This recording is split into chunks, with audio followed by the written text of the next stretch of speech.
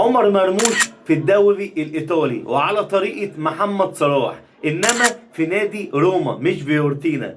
طبعا احنا شفنا أداؤه مع مانشستر سيتي، مش هو ده عمر مرموش. عمر مرموش في فرانكفورت كان حاجة عالمية، حاجة جوان بقى واختراقات وسرعة، ده ما شفناهوش خالص في مانشستر سيتي. راح مانشستر سيتي اتدفن، مش باين خالص، يقعد دكة بينزل مش عارف يثبت وجوده، زي ما محمد صلاح حصل معاه مع تشيلسي بالظبط. فطبعا في انباء رسميه عمر مرموش الى ايطاليا. هيلعب فين؟ هيلعب في نادي روما. انا شايفها على طريقه محمد صلاح، وانا شايف روما فريق قوي جدا. صلاح يعني ادى وعمل انجازات، شايف مرموش مش اقل منه. مرموش هيعمل ابداعات في نادي روما، واحتمال كبير يرجع على الدوري الاسباني بقى، مش الدوري الانجليزي، هيبقى في الدوري الاسباني نشوفوه ان شاء الله في برشلونه ولا ريال مدريد.